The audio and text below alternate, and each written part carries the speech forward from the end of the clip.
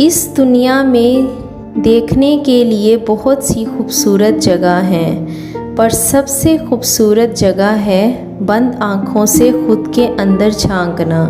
गौतम बुद्ध।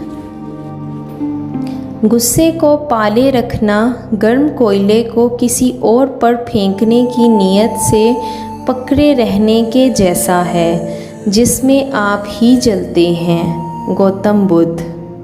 अपनी उम्र और धन पर कभी घमंड मत करना, क्योंकि जो चीज़ें गिनी जाती हैं वो यकीनन ख़त्म हो जाती हैं। गौतम बुद्ध।